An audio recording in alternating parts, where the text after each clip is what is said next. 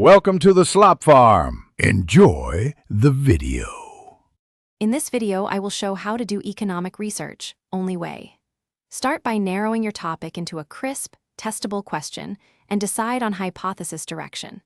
Collect background theory and map causal pathways before data work. Choose measurable outcomes and units and note any potential confounders. This initial clarity saves time later and guides your choice of methods and data sources for credible results in a reproducible workflow. Collecting the right data is half the battle, so be methodical and pragmatic. Prioritize datasets that match your question and note sampling frames, definitions, and periodicity. Plan cleaning steps and preserve raw copies for reproducibility.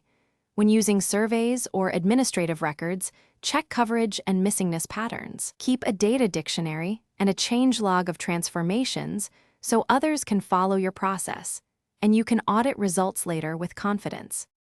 If you're finding this helpful, please subscribe and like to support the channel and future tutorials.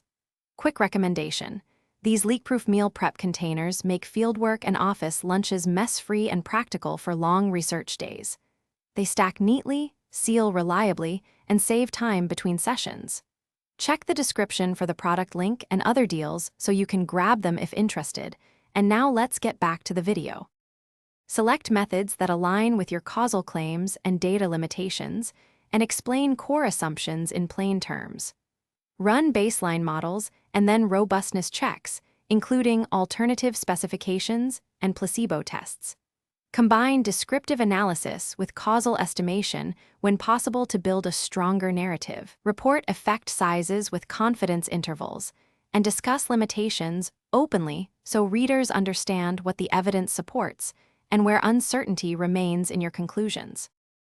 Thanks for watching. Consider subscribing if we helped you today.